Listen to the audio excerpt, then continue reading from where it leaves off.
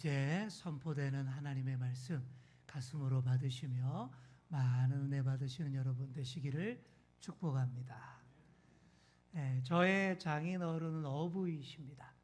지금은 안 하시지만 오랫동안 고깃배를 타시고 물고기를 잡는 일을 오래 하셨습니다. 우리 애들이 어릴 때에 우리 그 고기잡이 배 태워주셔가지고 같이 그 배 온 가족들이 함께 타고 구룡포 앞바다를 누빈 적이 있습니다. 그때 파도가 꽤 높았고요. 날씨도 흐렸습니다. 그럼 어떨까요? 바다 색깔이 시커매요. 바다 색깔이 시커멓게 물결이 넘실넘실하는데 꽤 무서웠습니다. 그래도 신나게 그냥 물살을 가르면서 배를 몰아가시더라고요.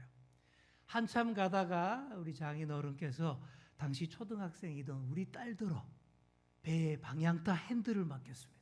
몰아보라는 거예요. 애가 어려서 뭘 쫄아서 떨면서 키를 붙잡고 몰아가는데 방향을 잘 못 틀어서 대마도까지 갈 뻔했습니다.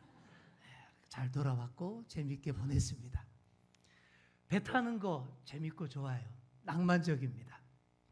하지만 우리가 즐거워하고 낭만으로 생각하는 뱃놀이는 유람선이나 레저용 보트나 크루즈 여행배 이런 것들을 우리가 좋아하는 것이지, 생계와 생존이 걸린 고기잡이 배를 타라 그러면 이거 완전히 얘기가 달라집니다.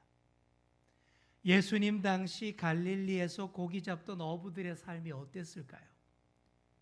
무척 힘들고 고달팠습니다.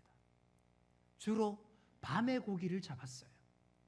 왜냐하면 당시 고기 잡는 그물이 세마포, 린넨, 아마포로 된 그런 그물이었기 때문에 해가 있으면 그물이 물속에서도 훤히 보였기 때문입니다. 여러분, 물고기가 머리가 좋아요, 나빠요? 나쁩니다. 물고기 기억력이 몇 초일까요? 저는 3초라고 들었습니다. 기억력이 3초.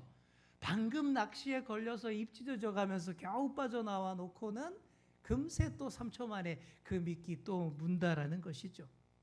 하지만 물고기가 머리가 나쁘지 장님은 아닙니다. 환할 때 그물 딱 쳐놓으면 다 보여요. 물고기가 거기 안 들어가요. 살기 싫어서 투신자사라는 물고기만 들어갑니다. 물속에서도 안 보이는 투명한 나일론 그물이 개발된 것이 1950년 이후라고 합니다. 그 전에 어부들은, 성경에 나오는 어부들은 다 밤에 그물을 내리고 물고기를 잡았습니다. 그러니 당시 어부들의 삶은요, 낮과 밤이 완전히 뒤바뀐 올빼미형의 삶이었습니다. 그리고 요즘처럼 배에 엔진 동력이 없던 시대지 않습니까? 어떻게 해야 돼요? 죽도록 노를 져야 합니다. 열심히 노를 저어서 움직여야 돼요. 갈릴리 호수가 꽤 큽니다. 자, 오늘 1절 말씀에 무슨 호숫가가 나오죠? 게네사렛 호숫가라고 나옵니다. 갈릴리 호수의 다른 이름입니다. 게네사렛은 당시 유행하던 악기, 하프 모양의 현악기입니다. 자, 지도를 보시면요, 갈릴리 호수가 이렇게 생겼어요. 갈릴리 호수가 하프 모양, 이런 게네사렛 모양으로 생겼기 때문에 악기 이름 게네사렛, 그렇게 불렀던 것이죠. 그리고 이 호수 규모가 얼마나 될까요? 남북 길이가 21km, 그리고 동서로 12km, 굉장히 큰 호수입니다. 이 큰 호수의 깊은 곳, 중앙 깊은 곳까지 가려면 최소 6km 이상 노를 저어야 합니다. 여러분, 6km 노 저어 보셨어요? 1시간 이상 걸리고 무지 힘든 중노동입니다. 보통 힘든 게 아니에요. 그리고 주로 우기에 물고기가 많이 잡혔다라고 합니다. 이스라엘의 우기는 10월 이후 겨울철입니다. 그래서 갈릴리의 어부들은 늘 비를 맞으면서 작업을 했어요. 또 수시로 물속에 들어가서 그물이 엉키지 않도록 정리 작업을 했습니다. 온몸이 비에 흠뻑 젖은 것도 모자라서 수시로 물속에 들락날락 했으니 어땠을까요? 밤새 추위에 떠는 거예요. 온몸이 젖어서 밤새 몸을 떨며 작업합니다. 갈릴리 어부의 인생 자체가 축축한 인생, 추워서 오들오들 떠는 인생입니다. 여기에 여유도 낭만도 없고요. 그저 혹독한 삶의 현장일 뿐이었습니다. 밤새 추위와 중노동에 시달리는 갈릴리 어부들은 낮 동안에 절대 건들면 안 돼요. 푹 자야 됩니다. 피로를 다 씻어내야 됩니다. 그래서 갈릴리 어촌 마을의 낮 시간은 온 동네가 쥐죽은 듯 조용했어요. 여인들이 남자들의 숙면을 지켜주기 위해서 무진애를 썼습니다. 아이들이 시끄럽게 뛰놀면 쉿! 아버지 주무셔! 못 떠들게 단속을 했고, 동네 강아지가 짖어도 쉿! 이놈의 똥개가 못 짖게 단속을 했죠. 그래야만 했죠. 그런 갈릴리 어촌 마을의 이른 아침이었습니다. 수많은 무리들이 호숫가로 몰려왔어요. 왜 왔을까요? 예수님이 거기 나타났기 때문에. 예수님 말씀을 듣기 위해서 이른 아침부터 그 갈릴리 호숫가로 사람들이 몰려들었습니다. 밀려드는 무리 때문에 예수님이 점점 호숫가로 밀리고 계셨습니다. 바로 그때 시몬의 배가 야간 작업을 마치고 들어온 거예요. 밤새 중노동과 추위에 시달렸는데 물고기는 한 마리도 못 잡았습니다. 지친 몸으로 그물을 씻고 또 말립니다. 세마포로 된 그물은 바로 씻어서 말리지 않으면 금방 썩었기 때문에 필수적으로 그 일 또 해야 했습니다. 그런 베드로의 배에 예수님이 딱 올라타시는 거예요. 그리고는 다시 배를 물 위로 띄우라 말씀하십니다. 여러분, 이것부터가 쉽지가 않아요. 하지만 베드로가 그렇게 해드립니다. 물 위에 뜬 배 위에서 예수님이 호숫가에 쭉 늘어서 있는 수많은 무리들을 향해 하나님 나라 말씀을 가르치십니다. 이 몰려든 사람들과 거리 두기를 효과적으로 하셨고, 더 효과적으로 모두가 말씀을 들을 수 있도록 배 위 강단을 이렇게 마련하셨고, 그렇게 설교를 하신 거예요. 너무 낭만적이지 않습니까? 저절로 은혜가 될 것 같아요. 나중에 이런 거 한번 해봤으면 좋겠습니다. 수련회 가서 여러분 딱 물가에 있고 제가 혼자 배 타고 잘 될 것 같죠? 네, 오바입니까? 자, 말씀을 다 마치신 예수님이 배주인 베드로에게 이런 말씀을 하십니다. 깊은 데로 가서 그물을 내려 고기를 잡으라. 아니, 밤새도록 그거 하다가 방금 들어왔어요. 그렇잖아요. 그러면 베드로가 어떻게 말해야 되겠습니까? 이렇게 말해야 되겠죠. 아우, 선생님, 밤새 우리가 그거 하다가 지금 들어온 거예요. 한 마리도 못 잡았다니까요. 오늘 밤에 같이 가봅시다. 이래야 맞습니다. 그러나 베드로의 대답은 달랐습니다. 잡은 것이 없지만은 말씀에 의지하여 내가 그물을 내리리이다. 순종합니다. 여러분, 이 순종이 쉬워 보이십니까? 베드로의 이 순종은 우리가 생각하는 것보다 훨씬 더 어려운 순종입니다. 왜 그런지 한번 더 생각해 볼까요? 첫째로, 베드로의 몸의 피로가 극에 달해 있었습니다. 밤새도록 고생했어요. 물고기라도 많이 잡았으면 그래도 힘이 날 텐데 한 마리도 못 잡은 어부의 몸과 마음은 그냥 천근만근입니다. 이미 그물도 깨끗이 씻어서 널어놨어요. 집에 돌아가서 소주 한 잔 걸치고 그냥 따뜻한 아랫목에 두 다리 쭉 뻗고 자고 싶은 그 마음밖에 없는 거예요. 여러분, 이 마음, 이 상태 여러분 이해하시잖아요. 그런 적 있지 않습니까? 저도 밤 늦게까지 일하고 늦게 집에 돌아오면요, 그런 날이면 집에 딱 들어오면 두 번 다시 나가기 싫어요. 아무리 좋은 데 가서 외식하자 그래도 귀찮아요. 싫어요. 심지어 쓰레기 버리러 가는 것도 귀찮고 싫어요. 베드로가 오죽했겠습니까? 바로 그런 타이밍에 예수님이 깊은 데로 또 가자라는 거예요. 더구나 그물 씻기 전에 좀 그 말 하셨으면 좀 좋아요. 그물 다 씻어놓고 널어놨는데 그것도 걷어서 또 가지고 나가자, 또 나가자라는 거예요. 깊은 데까지 다시 노져갈 힘이 남아 있었을까요? 호수 중앙까지 6km, 1시간 넘게 걸린다라고 했습니다. 거기까지 가서 다시 금을 내리고 기다렸다가 고기 잡아서 끌어올리고 돌아오면 하루가 그냥 다 가버리는 거예요.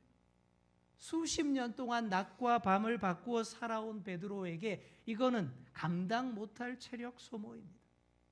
그런데도 베드로가 이 엄청난 피로를 감내하고 말씀에 의지하여 순종했다라는 거예요. 진짜 대단한 순종인 겁니다. 둘째로 베드로는 자기 경험과 상식의 세계를 극복했습니다.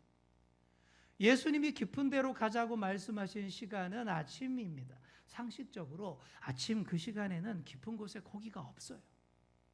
그리고 해가 뜨고 나면 세마포 금을 내려봤자 고기들이 다 봅니다. 사망의 음침한 그 골짜기로 절대 안 들어가요. 이건 갈릴리 어부로 잔뼈가 굵은 베드로에게 기본 상식입니다. 그런데도 경험과 상식도 다 뛰어넘어서 순종하여 갔다라는 얘기입니다. 셋째로 베드로는 자존심도 극복했습니다. 사실 이게 제일 어려운 거예요. 자존심.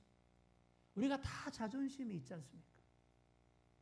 특히 우리 한국 사람은요, 자존심 건드리고 열받게 하면 천국도 안 갈라 그래요. 그런 게 우리잖아요.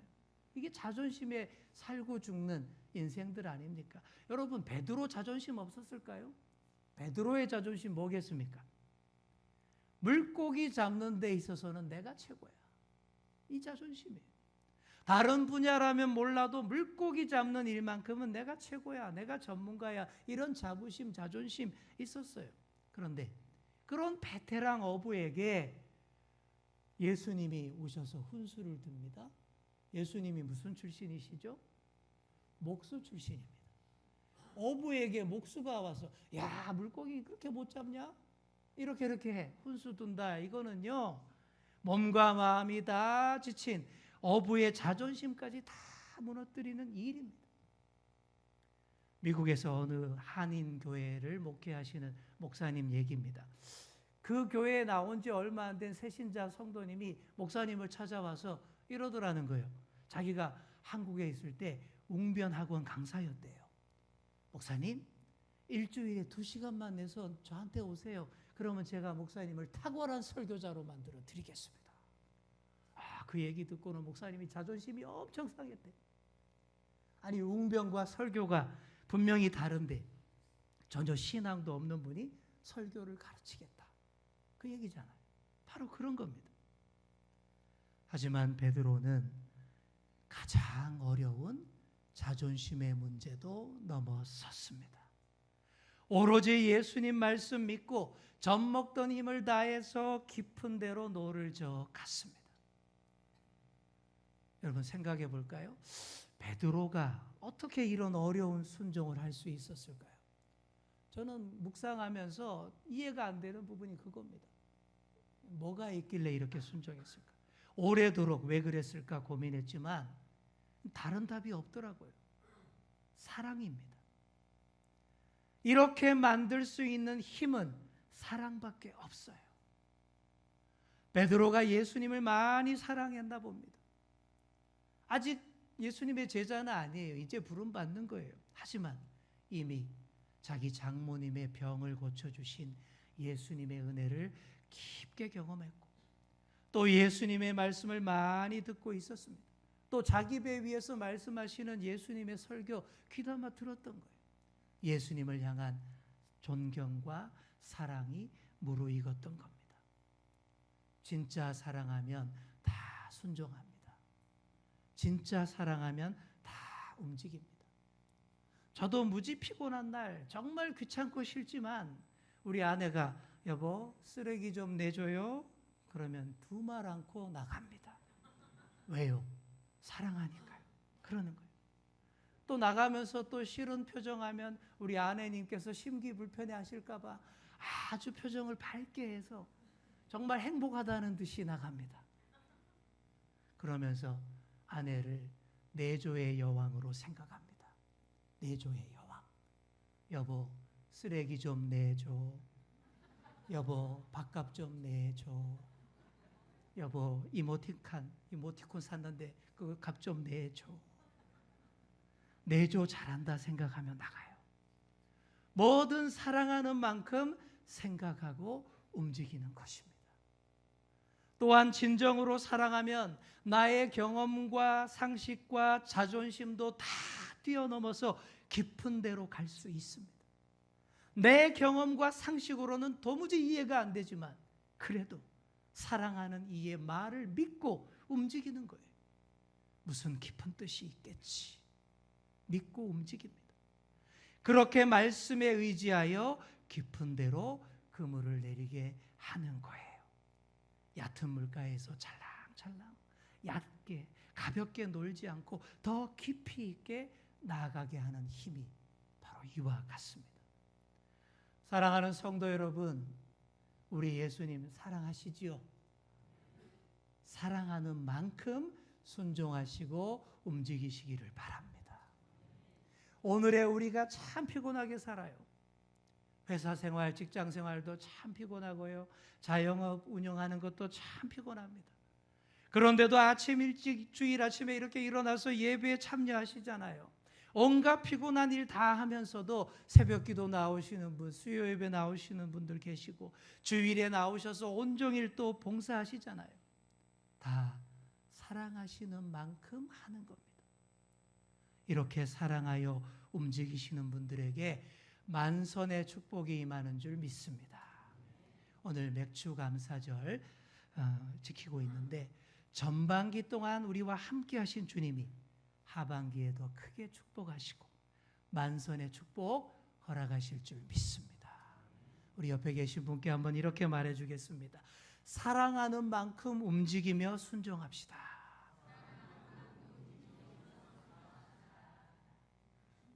베드로가 정말 순종하기 어려운 상황에서도 말씀에 순종하여 깊은 데로 갔어요. 시키는 대로 그물 내렸습니다. 빤히 보이는 그물 안 걸릴 줄 알았는데 그런데 이게 웬일입니까? 물고기들이 다 정신이 나갔는지 그 잘 보이는 그물 속으로 막 헤엄쳐서 들어오는 거예요. 막 들어옵니다.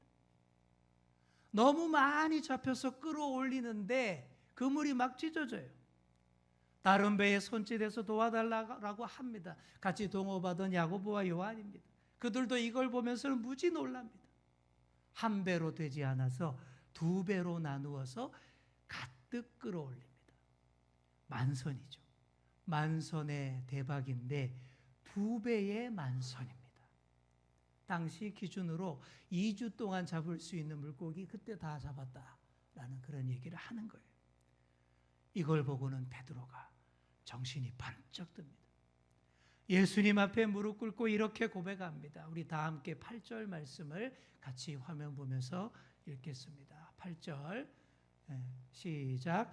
시몬 베드로가 이를 보고 예수의 무릎 아래에 엎드려 이르되 주여 나를 떠나소서 나는 죄인이로소이다 하니 아멘. 자, 왜 갑자기 무릎 꿇고 죄인이라고 고백했을까요? 엄청난 두려움에 압도되었기 때문입니다. 자신과 예수님은 전혀 차원이 다른 존재임을 깨달았기 때문입니다. 부르는 호칭부터 달라졌어요. 5절에서 보시면 처음에 베드로가 예수님을 뭐라고 불렀습니까? 선생님. 아유 선생님 한 마리도 못 잡았어요. 아유 선생님 여기서 이러시면 안 돼요. 그렇게 말했잖아요. 근데 여기 8절을 보시면 뭐라고 부릅니까? 주여, 주여, 주인님, 주님 이렇게 바뀐 거예요. 베드로가 활동하던 이 게네사렛 호수, 갈릴리 호수는 물 반 고기 반으로 유명한 곳입니다. 그냥 막 잡혀요. 지금도 베드로 물고기라고 해서 성지 순례자들이 끝도 없이 가서 이 물고기 요리를 먹는데 계속 잡혀 올라옵니다. 자, 사진을 한번 보실까요? 제가 성지 순례 가서 직접 찍은 베드로 물고기 요리입니다. 보시면 중간에 하얗게 돼 있죠. 제가 생각 없이 요리가 나오자마자 와 맛있겠다 막 파먹다가 아차 이 귀중한 자료를 내가 왜 그래서 뒤늦게 자료가 훼손된 사진을 찍은 장면입니다. 물 반 고기 반인 갈릴리에서는 물고기가 한 마리도 안 잡히는 게 더 기적이라고 합니다. 그게 기적이래요. 지난밤 갈릴리 호수에 하나님께서 특별 기적 시행령을 내린 겁니다. 물고기들에게 내비게이션을 작동해서 요리조리 움직이신 것 같아요. 얘들아 왼쪽에 그물 우회전, 얘들아 오른쪽에 그물 좌회전, 이렇게 하신 것 같아요. 그게 아니라면 그 밤에도 그물이 환하게 잘 보이도록 그물에다가 야광을 반짝반짝해서 물고기들이 거기 절대 안 들어가게 피할 수 있게 하신 것 같아요. 그러니 한 마리도 그 물에 안 걸린 겁니다. 베드로 입장에서는 한 번도 경험해 보지 못한 밤, 이해할 수 없는 그런 밤이었던 것이죠. 그러다가 예수님 말씀대로 환한 오전 중에 깊은 데로 가서 그물을 내렸더니 2배 가득 만선이 되었습니다. 이때 깨달은 거예요.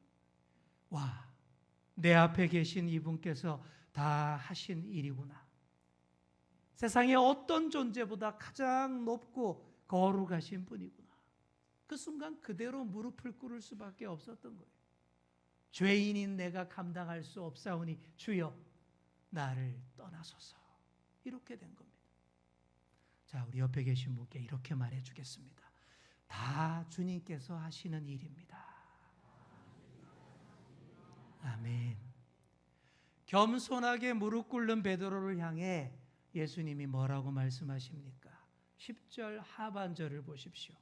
이렇게 되어 있어요. 무서워하지 말라. 이제 후로는 네가 사람을 취하리라 하시니. 여러분, 이 말씀이요, 마가복음에서는 좀 다르게 되어 있어요. 내가 너희를 사람 낚는 어부가 되게 하리라. 이 표현이 더 여러분이 익숙하실 것입니다. 베드로에게 바로 이 말씀 하시려고 지난 밤과 오늘 오전을 멋지게 연출하신 거예요. 세상 일에 바쁜 베드로를 제자 삼아 곁에 두시고 사람 낚는 어부 되게 하시려고 지난밤 갈릴리의 물고기들 이리저리 몰아가셨고 오늘 오전에 대박으로 잡게 하시고 깨닫게 하신 것입니다. 나와 함께 사람 낚는 어부가 되면 2배 만선이 되수겠냐? 30배, 60배, 100배의 만선을 보게 될 것이다. 이 메시지를 주신 거예요. 훗날 정말 그렇게 되지 않습니까? 훗날 베드로가 진짜 베테랑 사람 낚는 어부가 되지 않습니까? 오순절 성령 강림 후에 베드로가 한 번씩 설교할 때마다 3,000명씩, 5,000명씩 회개하고 믿게 되는 역사 일어나지 않습니까? 우리 11절 말씀 같이 보시겠습니다. 같이 읽겠습니다. 시작. 그들이 배들을 육지에 대고 모든 것을 버려두고 예수를 따르니라. 아멘. 배도 버려두고 그물도 버려두고 예수님 따릅니다. 베드로의 동업자 야고보 요한도 함께합니다. 이제 물고기 그만 잡고 예수님과 함께 새로운 동업을 시작합니다. 뭘까요? 사람을 취하는 일, 사람을 낚는 일입니다. 죽음의 물속에 흠뻑 젖어들고 빠져드는 자들 다 건져 올려서 다 살게 하는 일, 사람 낚는 업으로서의 새 출발 시작하는 겁니다. 사랑하는 성도 여러분, 세상에서 가장 아름다운 동업은 예수님과 함께하는 동업인 줄 믿습니다. 우리 마지막으로 옆에 계신 분께 이렇게 말해 주겠습니다. 예수님과 함께 동업합시다. 전반기를 주님과 함께 우리가 잘 보냈고 하반기를 첫 주일 맥주감사절 맞았습니다. 만선의 부푼 꿈을 안고 출항합니다.